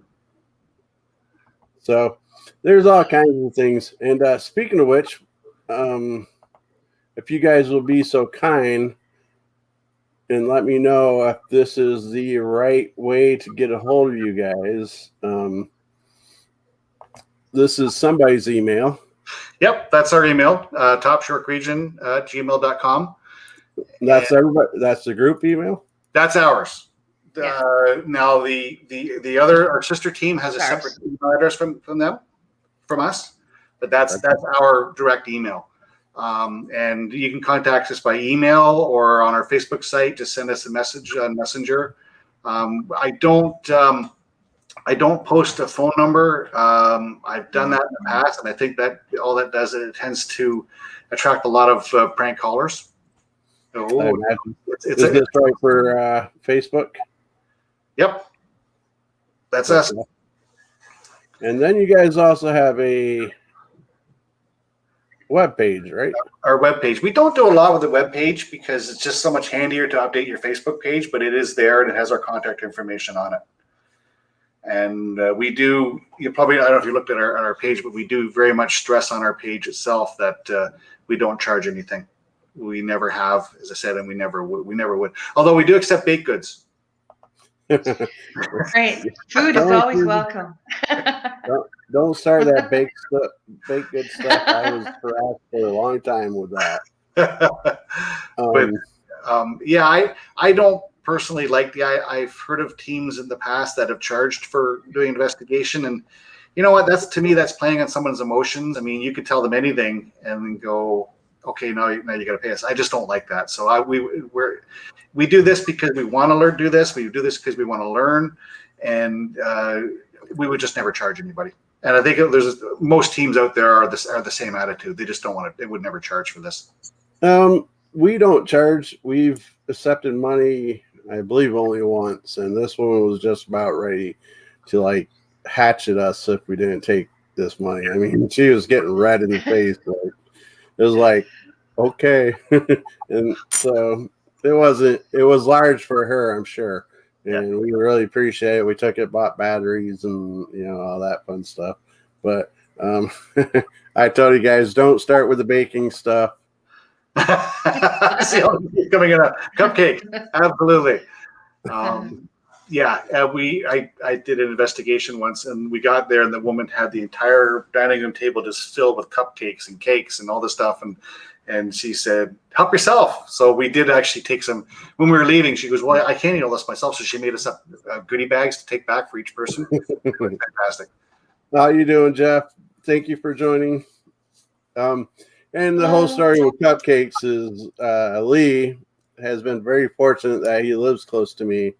My granddaughter, she's I believe she's 6 now, but she started this since she was like 4, making cupcakes for him and such. And she likes to get very creative with the toppings and the meanings behind it, and she goes all out. Well, one time I was doing a live feed, and we knew Lee was watching, and she came up and asked him what flavor he wanted on live camera.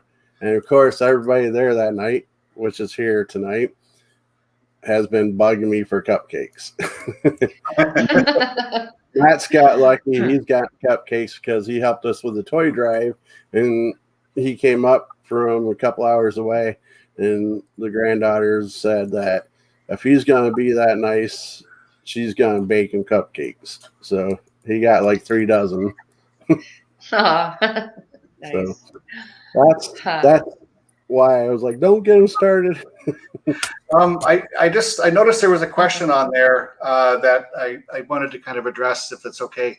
Somebody said, that's the one right there. That's the one right there. Yep, I was going to get there, but I appreciate you bringing us back on track. Absolutely. One rule we do have is everybody's cell phone is off right from the start. That being said, we don't use phone apps at all, ever. But I find that cell phones will set off a gauge meter or a K2. It just randomly sets it off. So I'd rather not have that to contaminate any equipment. If a person has, like, if you're in a house and like they've got their router for their Wi-Fi, that'll set it off. That'll set off an EMF detector. Like any type of electronic devices. Remember I told you about that one house that had a really high EMF level? When we were talking. You've ever seen those wire testers that you touch on a wire and it'll go beep, beep, beep and let you know there's power in a line? Right. They were so high. I decided to throw this in there. The EMF level in that house was so high. I have one I keep in my toolkit, in my gear, and I could walk around the house and hold it in the air, and it was going beep, beep, beep, beep, beep, beep, just walking through the house. It was so high. Like a cage. Wow. Yeah. And I would refer to that house as a fear cage. I can see why. Yeah. We had a case like that, not so much the whole house, but this young girl, the family got a hold of us because she was having all kinds of issues in her room. And situation was very similar to that. Just her room was a cocoon. So definitely. Ron, your sidekick, I'm assuming, is your daughter. I believe I seen you with her today. I hope that's the right video I seen today.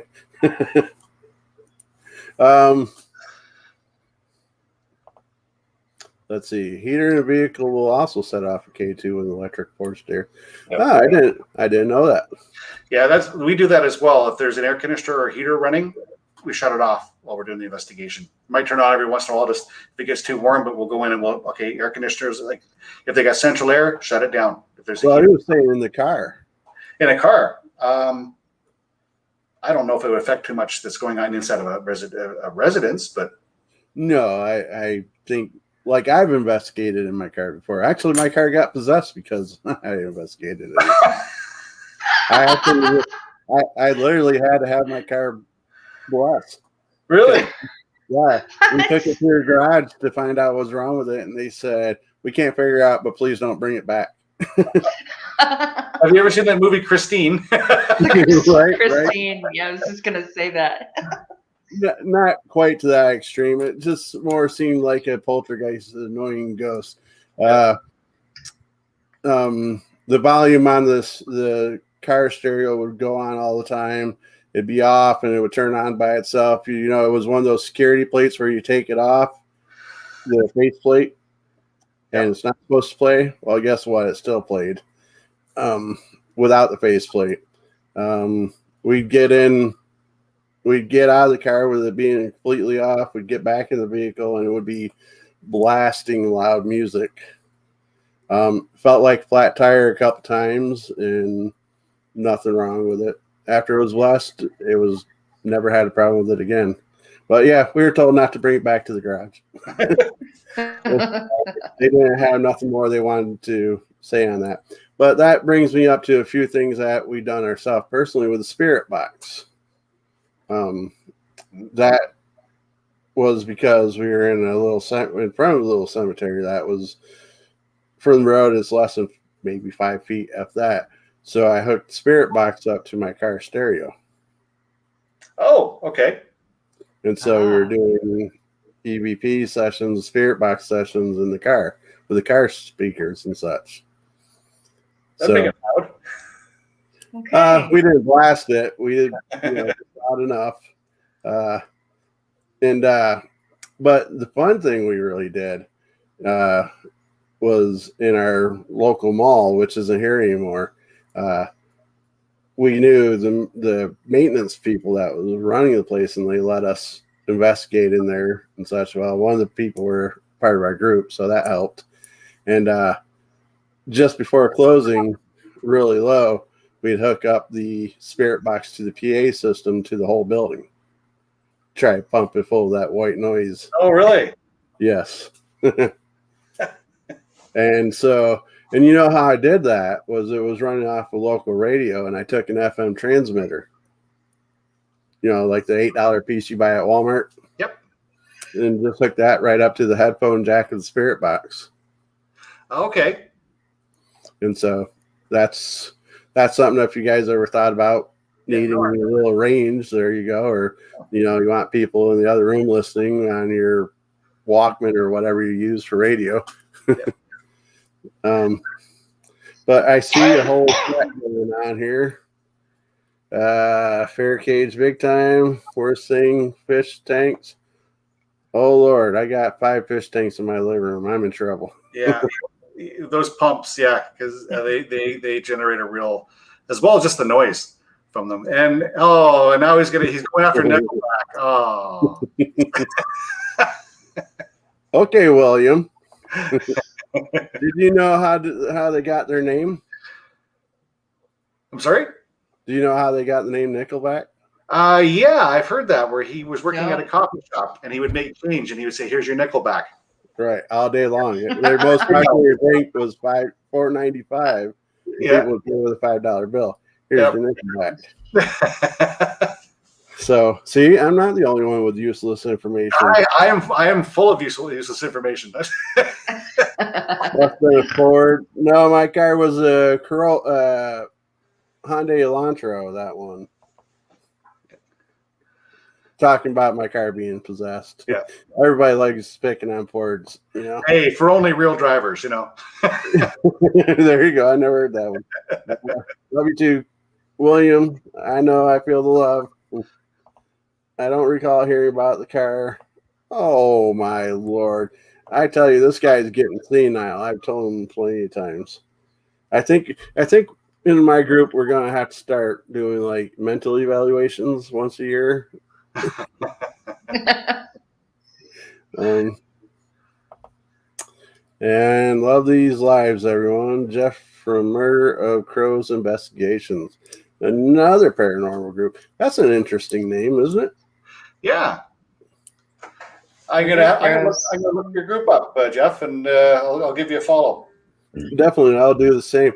Now, if a flock of crows is a murder, is 2 crows an attempted murder?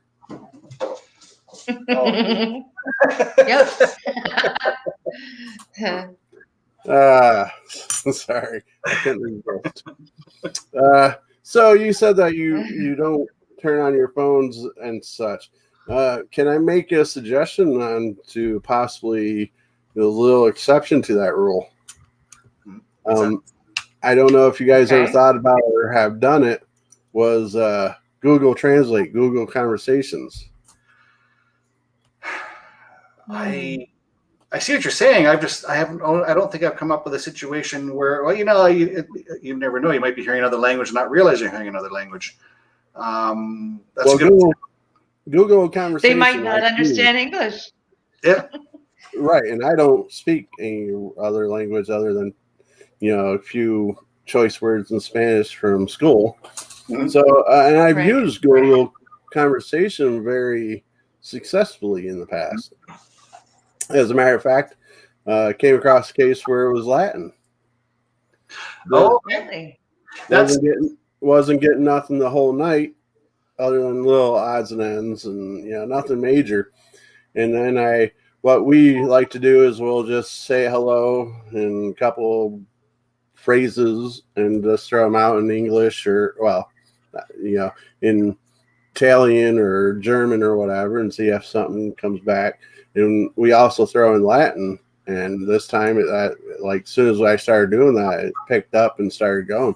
As a matter of fact, one of our members lived close by to the house, and that we were investigating, and we were running low on batteries, and her son brought her over a pack of batteries from her house, and he's got a very unique name. St. John is his name, and he came, he dropped off the batteries, and he left, and we actually got on the Google Conversation where it brought his name up. Oh, so to me that was very intelligent, intelligent. Definitely intelligent response. You kind of reminded me of something. It was we got a municipal building nearby here that I was able to get into, and we were the first team ever to actually do an investigation of this site. Before it was a municipal building, it was a monastery. Okay. And we were getting a lot of words that we thought was gibberish until one of was actually one of the workers that worked there who joined us for the investigation. She started Googling the words, and it was coming up as Latin. And all the offices upstairs used to be bedrooms for the priests while they were in training. So, of course, we're thinking, what gets a response? So the first team we sent through was all female. And we were getting EVPs of words stop, leave, go, unholy. Oh, wow. And we did that. Sorry, I got two cats running like crazy on my feet. But yeah, that was interesting because we did that on purpose. Okay, well, this is like a monastery, and they're training Catholic priests. What's going to possibly get them a little upset? Sending a group of women through what used to be their bedrooms, and right. It worked. And it did work. That was not, in a way, we're not trying to be disrespectful. We were trying to think what's going to get a response, and it did work. Sounds like it did, and I bet you were pretty excited when it started going. Oh yeah, we got a great video where they're just walking through a door, and all you hear is a voice going, "Stop, stop!" Like, that was amazing. So, and of course, like you said, being females in their rooms, they would be doing that in real life, or if when they were live. So yeah, that's a suggestion. I mean, take it or leave it. But yeah, well, actually, we'll give that a shot, darling. Yeah, it's a good idea. Let me know how that works for you guys. That'd be awesome. And Mr. Texas here says he's fluent in drunken redneck. I know that language too. I know a little bit of it as well. Depends what time of year. And, no doubt. So, what's the one piece of equipment that you guys hate? Like, you will not touch? Like, for me, there's really nothing that I'm not a big fan of an EMF detector. It doesn't seem like we get a lot for activity, but it's nice for walking around in the initial setup, see where high EMFs are. Yeah. Lee, he hates spirit box with a passion. I mean, if he sees that come out, he's trying to go 4 rooms over to get away from it. We are getting away from the spirit box and getting more into quiet time EVPs. One piece of equipment that I've used in the past that I won't use anymore is an ovulus. It's a random word generator, and to me, it's just, it'll generate a word, and it's like, and then people go, oh, well, it's referring to this, or it could be referring to anything. I just think it's so random. To me, I just can't accept it. So and again, some people use them. I'm not saying that people shouldn't use them. I just don't think I would use one again. Another one that I'm not big on is it's where you've modded a spirit box where you have like a reverb. I've seen people do it. They have a speaker, they have a reverb pedal, and what do they call those? I know what you're talking about. Huff Paranormal is very big into them. Yeah, and I hear a lot of echoing is what I'm hearing. I'm not. To me, it's just it's manufactured sound. I'm not too sure if I like it. Yeah, you guys got a female laughing in your background? Wonderbox. Sorry, Ron just put it out there. Wonderbox. I see that. That's it too. Yeah. That's what I was thinking as well. I didn't hear nothing. I didn't hear anything. Now, he might have heard because my cat just went by making a real racket, making a sound. So that might have been that. But yeah, the Wonderbox. I'm not sold on those because there's so much reverb from a guitar pedal that it'll take a blurb or a sound, and it's just, to me, I wouldn't use it. I can't accept the evidence from it. He's saying he built Paul Stanley one. Yeah, I don't have a working relationship with Paul anymore. We've kind of so I wish him all the best, but I won't work with him again. You're not talking about Paul Stanley, right? No. Just kidding aside. Saying that he bought the Ovulus. I'm not a fan of the Ovulus either. Though I never had one or have the desire to have one. Yeah. Now, as far as women laughing, not that I'm saying it happened tonight, but there's a woman entity that is in this home I don't know if she comes in the house or not. I believe there's kids here, but there's at least a woman entity on my property. I have the Allegheny River running through my backyard, and my grandson, when he was about, I'd say 4-ish, 5-ish, he was out back he was on my living room couch watching the river go by one day, and he starts singing a song, and it wasn't English. And we're like, okay, what song is that? And he said something. We're like, well, where did he learn it? And he said, from her. And he pointed out the window. And, of course, we looked out the window, like thinking maybe one of the neighbors or something. And there was nobody out there. And he said that there was a woman, try to make the longer story short, was a older woman down by the river in a gray dress that was singing to him and teaching him the song. So, does she come in the house or not? I don't know. I've heard of that kind of thing happening before, especially younger kids. Mm-hmm. Very young kids. Before they're told not to. Yeah, right. My grandson, when we first bought this house, when he was just learning how to walk and how to talk, he had one room. He would just say, "No, it's bad men in there. Not going in there." And then one time he went to the top of the stairs, and of course I'm right over to get him away from the stairs, and he's looking down into the dark basement, going, "Hi, hello, hi, how are you?" It's like, get away from the stairs, like. So don't care how he is. Very open to I think to seeing things because they haven't had a whole lifetime of people saying it's not real. There's no such thing. Right. It's funny how the kids that you never tell that to generally grow up believing in the paranormal and speak of seeing things and such. Yeah. Guys, I thought about it, trying to end this tonight at about an hour and a half. We've been going on this about 2 hours now. I really appreciate your time. This has been great. No, I really very much so. I feel like doing more because usually my live streams are like 2.5, 3 hours, but I'm trying to cut back a little bit. So, is there anything you guys, any case, any story, any equipment that you guys want to talk about before we call it the night?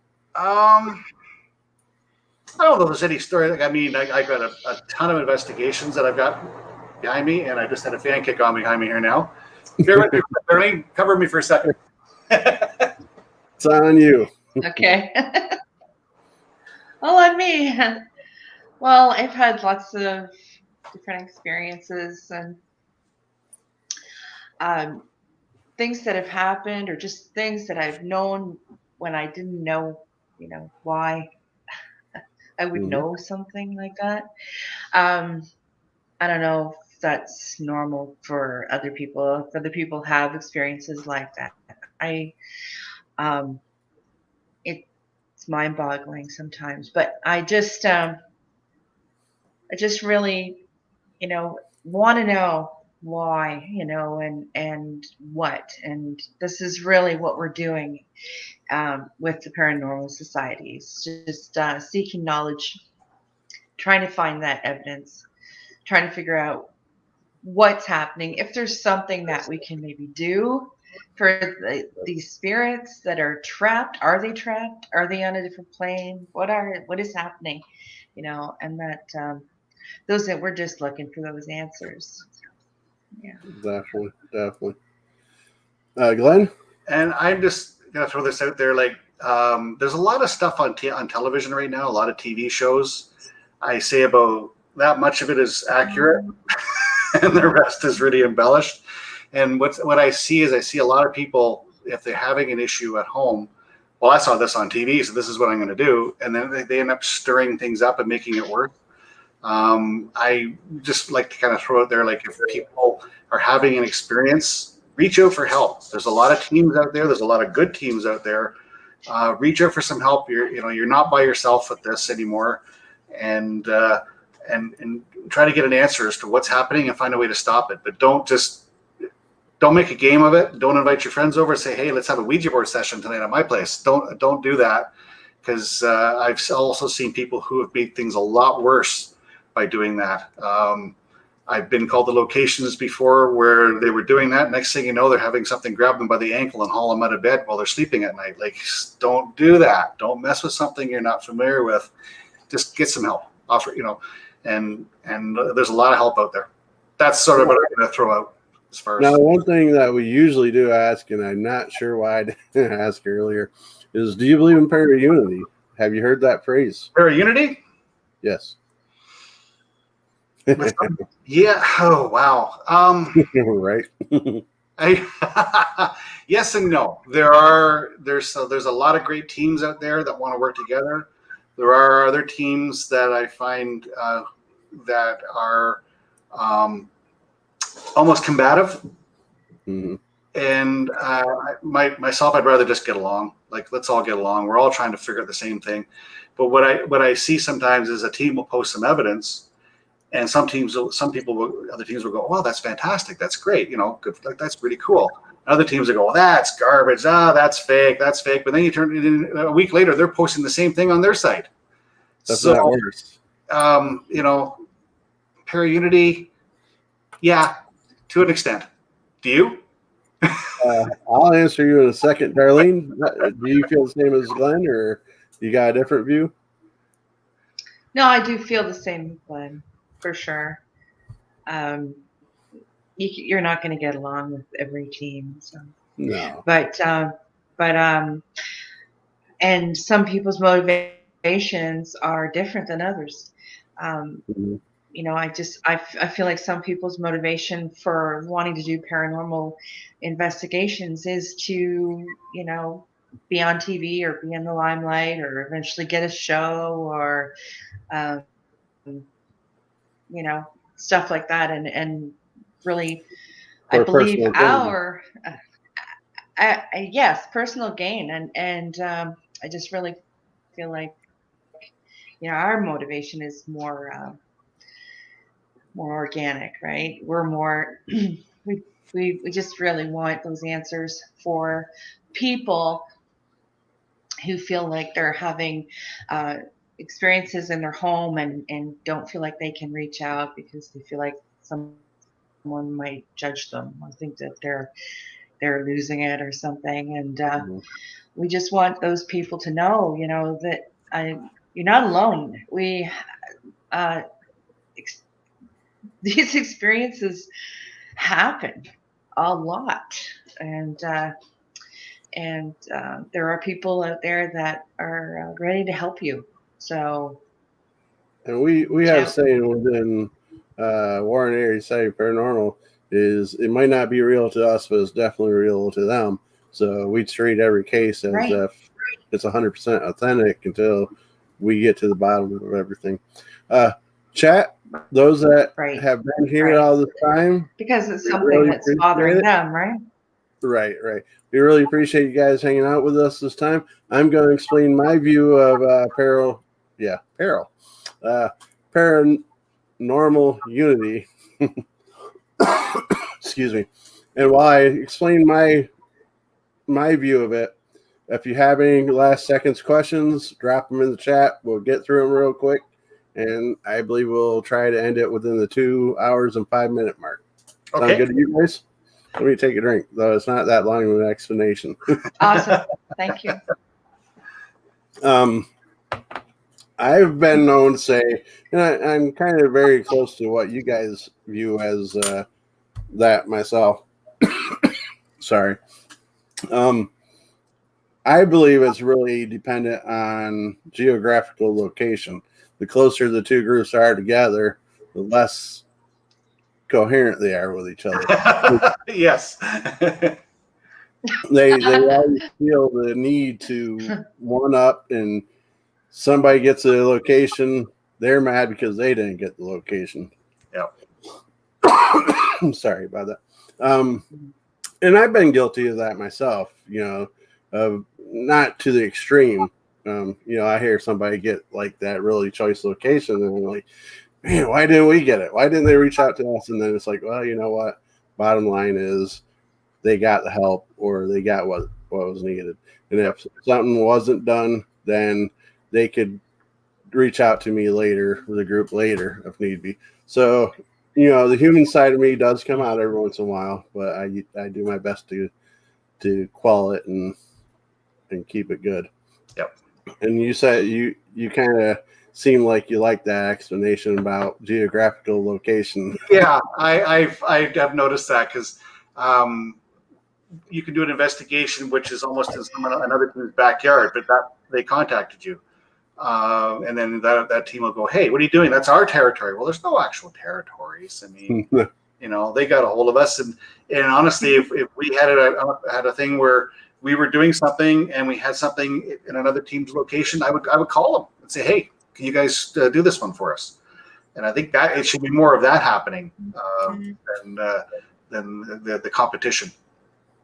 Or even if there's a conflict of interest, because believe it or not, that does come up. And you should have somebody close by where you can reach out and say, like you said, hey, I know this person personally and we didn't get along, or ex-wife, husband, whatever. Can you jump on this case for us real quick? Yep. Yeah, and I've got a few different teams that I would say I have a good relationship with that I would have no problem recommending for an investigation, and they've done the same for me in the past as well. So that's been great. And there's a couple I would just go, I don't even want to go near them, and that's fine as well. And that's even the same here with me locally. There's 4 groups in our immediate area, I believe now. At least, 4. One I wouldn't touch because when we were new, they were here first, and we reached out, and they to make a long story short, they threatened to sue us because of our name. So we quickly stopped contacting them. Though some of the members and such, we've spoke to later, and we get along very well now. So there is a good side to the ending of that part. Another group, we are very close, recommend each other all the time. We bounce questions off each other, and these groups are all within 3 or 4 miles of each other. Right. So it's funny how the different groups in the same area could be 100% one way or 100% the other way. Yeah. Matt, he got contacted by somebody. Matt, the paranormal consultant, got contacted somebody about several states away, and he wasn't able to do anything about it. But he reached out to other people that's been on these shows, and they knew somebody personally that they could recommend. So that's another side of these shows, is we're building up our own little network that we rely on to help out. Yeah, and it's great when you can have that rapport with other teams where you can just sort of refer each other or even bounce ideas off of that. That to me is that's constructive. It's positive. I mean, as opposed to some teams that will shadow other teams' sites and troll them. No, don't do that. Right. Oh yeah, definitely. Anything you want to say? Well, Darlene? that's what happened. That was what happened with the Ontario Paranormal Society, right? They had too much, too far away, and they asked Glenn to set up a team because they had clients that were a bit too far away for them anymore, and they were kind of swamped at the time. And so, it was a collaboration kind of. So it's a good way to be. I agree. Now, I will send a message to you guys through the Facebook page that we've been talking on with the group, Matt's and I, with the show. If you'd like, I'll click the link, and then I'll send the link. Then you guys could join however you guys feel. That'd be fantastic. With that, you guys feel like coming on in a few weeks as a part 2 sooner or later? Sure. If we'd ever like us to have us, we'd love to be on again. You're up for it, Darlene? Sure. Yep. Absolutely. I feel we could keep going. We could probably go for another hour or 2 and still be talking about new stuff. No problem. We haven't actually swapped a lot of stories yet. That's what we should do. Just compare stories. For sure. So. Now you see why the shows go on as long as they do, but for the sake of social media, The stories, yeah. right? The sake of social media, I'm trying to cut back a little bit. Yeah. And plus, I probably should just because I could be here till 5 a.m. Matt, I'll bring this up. Sure. Give us a shout. We'll do it. All right. Wonderful. He'll be part of the group that you guys will be connected to, and you guys could connect. If you guys have an issue with connecting, let me know, and I'll facilitate that. Heather and everybody else, thanks for. They're saying great show. You guys are getting a lot of great shows. Sorry if I popped that on and off. Oh, that's no worries. I really appreciate your time tonight. This has been a lot of fun. Oh yeah, I mean, it's a few minutes. Absolutely, lots of fun. Few minutes at the start of the show where it's like, you get it, but once you start talking and getting into it, it turns into a wonderful show. Yeah. Yeah. And it's cool that you So guys nice know to I'm meet from you. them. And it's definitely nice to meet you guys. And I will message you guys in a bit. Okay. Thank you very much, and great show, and thanks for making me look good. No problem. You take care. You stay safe. Will do. Goodbye, guys. Take care. Good night. All right. We'll see you.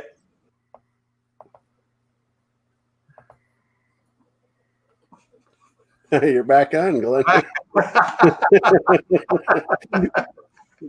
I'm gonna close out here. You have a good one. You too. Bye. Well, all right, guys. What a wonderful show. Definitely a blast. You heard them say they'll be back, so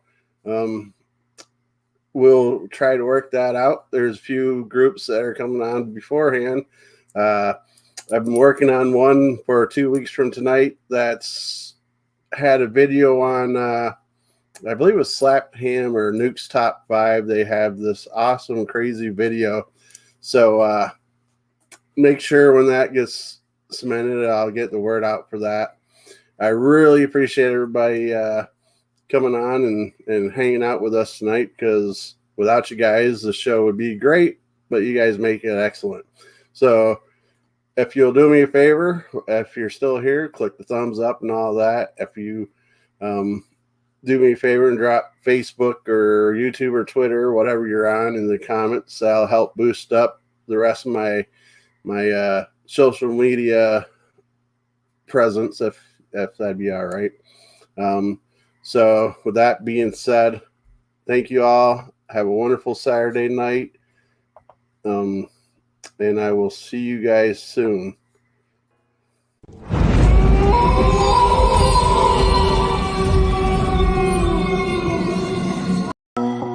That was the intro.